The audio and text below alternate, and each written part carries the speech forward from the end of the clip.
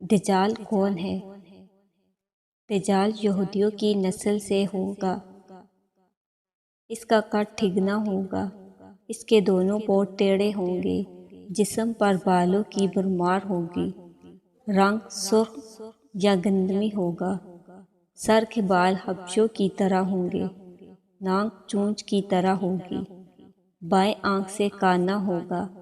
دائیں آنکھ میں انگور کے باقدر ناخنا ہوگا۔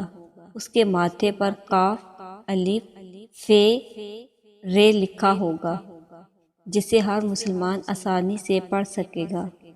اس کی آنکھ سوئی ہوگی مگر دل جاگتا رہے گا۔ شروع میں وہ ایمان و اصلاح کا دعویٰ لے کر اٹھے گا، لیکن جیسے ہی تھوڑے بہت تابعین میسر ہوں گے، وہ نبوت پھر خدائی کا دعویٰ کرے گا۔ اس کی سواری بھی اتنی بڑی ہوگی کہ اس کے دونوں کانوں کا درمیانی فاصلہ ہی 40 گز کا ہوگا۔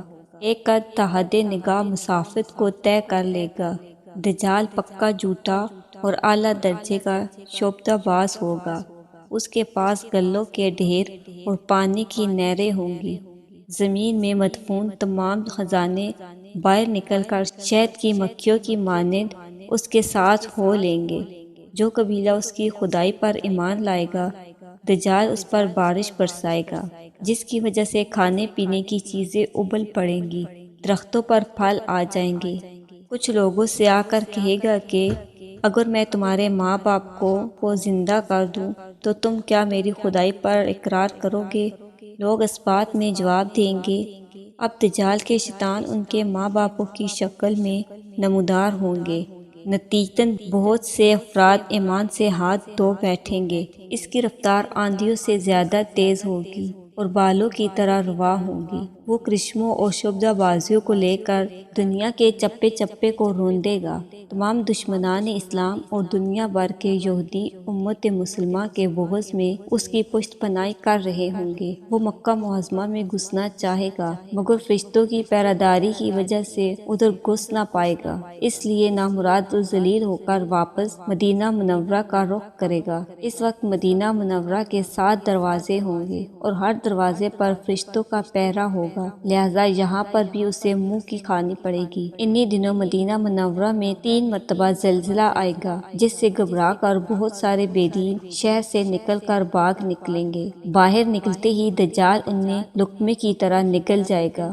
آخر ایک بزرگ اس سے بحث و مناظرہ کرنے کے لیے نکلے گا اور خاص اس کے لشکر میں پہنچ کر اس کی بابت دریافت کرے گا۔ لوگوں کو اس کی باتیں شاق گزرے گی، لہٰذا اس کے قتل کا فیصلہ کریں گے، مگر چند افراد آڑے آ کر یہ کہہ کر روک دیں گے کہ ہمارا خدا دجال کی اجازت کے بغیر اس کو قتل نہیں کیا جا سکتا۔ چنانچہ اس بزرگ کو دجال کے پاس حاضر کیا جائے گا، جہاں پہنچ کر یہ بزرگ چلا اٹھے گا کہ میں نے پہچان لیا کہ تو ہی دجال ملعون ہے اور رسول اللہ صلی اللہ علیہ وآلہ وسلم نے ہمیں تیرے ہی خروج کی خبر دی تھی۔ دجال اس خبر کو سنتے ہی آپے سے باہر ہو جائے گا اور اس کو قتل کرنے کا فیصلہ کرے گا۔ درباری فوراً اس کے 2 ٹکڑے کر دیں گے۔ دجال حواریوں سے کہے گا، اب اگر میں اس کو دوبارہ زندہ کر دوں کیا تم کو میری خدائی کا یقین ہو جائے گا؟ یہ دجالی گروپ کہے گا، ہم تو پہلے ہی سے آپ کو خدا مانتے ہوئے آ رہے ہیں، البتہ اس معجزہ سے ہمارے یقین میں اور اضافہ ہو جائے گا۔ دجال اس بزرگ کے دونوں ٹکڑوں کو اکٹھا کر کے زندہ کرنے کی کوشش کرے گا۔ ادھر وہ بزرگ باوجہ حکم الہی کھڑے ہو جائیں گے اور کہیں گے، اب تو مجھے اور زیادہ یقین آ گیا کہ تو ہی دجال ملعون ہے۔ وہ جھنجھلا کر دوبارہ انہیں ذبح کرنا چاہے گا، لیکن اب اس کی قدرت سلب کر لی جائے گی۔